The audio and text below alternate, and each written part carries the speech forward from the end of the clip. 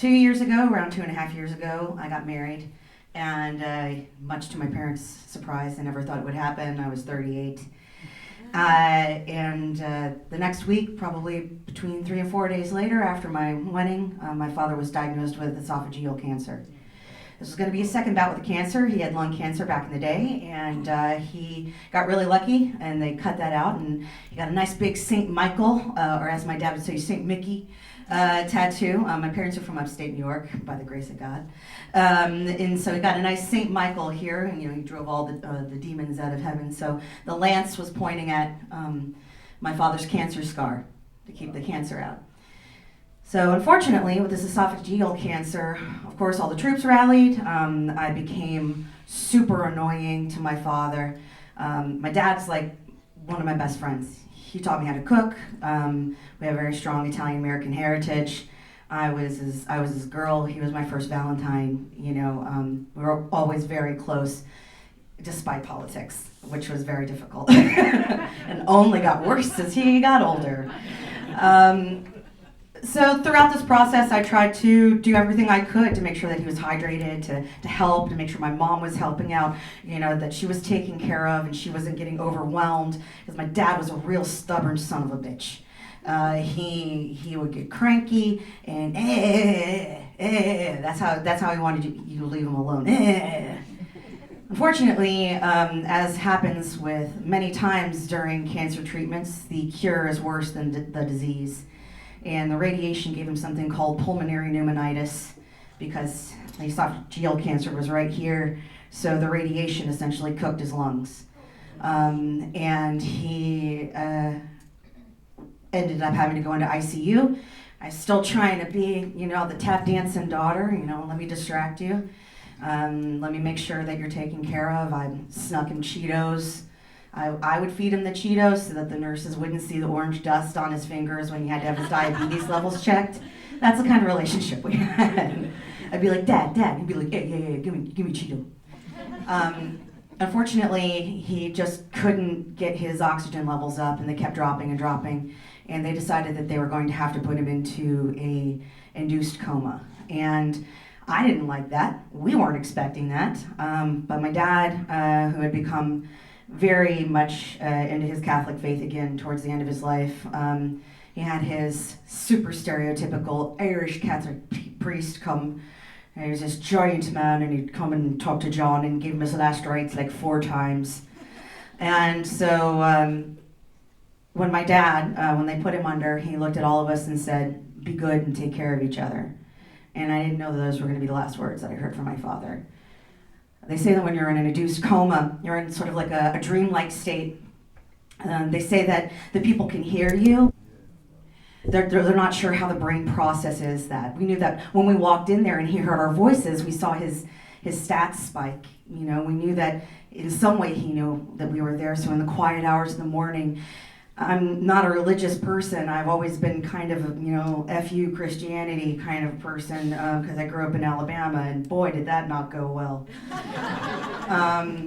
And I would pray the rosary to him every night, and I would sing hymns to him every night, and I was able to touch his hand, which you don't realize. You get a big, tough Italian guy. You don't realize how far you are from having any sort of physical intimacy with someone until they are unable to move. And I could touch his hand as much as I wanted to. And so I held his hand one night and I said, "Dad, I know that you're in there, and I have all these vivid dreams all the time. I'm always dreaming so vividly, and just come find me. Come find me in my dream, Dad, please. I know that you're in a dreamlike state, so come find me." A couple nights later, I had this dream of him. And it's unlike, I swear, it's unlike any dream I've ever had in my life, where I walked into my old neighborhood, and my dad was standing there, and we grew up on the ball field, so my dad had his short shorts on, and his knee socks, and his tight champion shirt, and he had a cigarette in his hand, and he had his guinea mustache, and he was like, hey, I heard you had a rough game, come with me. And it was like I was in the presence of my father. It was like I was with him. And then we went and we sat at this long, long table that stretched all the way down my neighborhood, and it was full of all these people that I didn't know, and Dad was so comfortable there, and he was smoking his cigarettes and charming the ladies, and I remember the quality of the light was so yellow, and I looked over at him and I said, this is wrong, this is a dream, but this is different, this is strange. And I woke up, and then he passed away a couple nights later. And I have dreamt of him almost every night since then for the past 2.5 years. And at first I was afraid that I trapped him in my dreams because they were so dark. And you don't realize how helpless you feel. But he would die in front of me over and over again. And I would see this proud man crying, or I would hear him experiencing pain. And there's nothing that you can do, and you can't wake yourself up. And then when you wake up in the morning, you experience that loss again and again and again. And sometimes he would take me to where he said he was now, and he would hold my hand and he'd walk me through, and he'd show me this great other world where we all go when we die, where it's just into a different plane, and we get put into different people. And he showed me who I'm going to be in my next life, which is a really, really gorgeous black opera singer lady, and I'm super excited because she was amazing. But these dreams were so gruesome sometimes, or he would wither in front of me, or he would turn green, or there was one where I was having to, his lungs and his rib cage were in the sink while his head was laying back, and I was trying to scrub the cancer out of them. And you wake up, and you can't tell that person how much you miss them.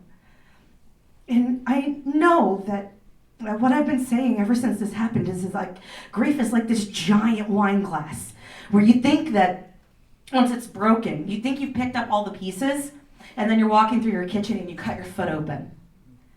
You're just walking through your life, and then all of a sudden you're crying in the middle of a Publix produce section, or on a street in San Francisco or something, because you see somebody who reminds you of that person that you lost.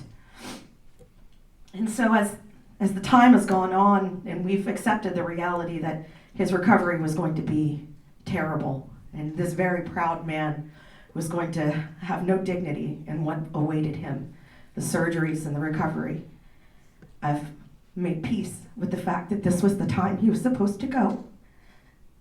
And now we go on vacations in my dreams, and he's okay, and we talk, and I can still hear his voice, and I can still smell his cologne.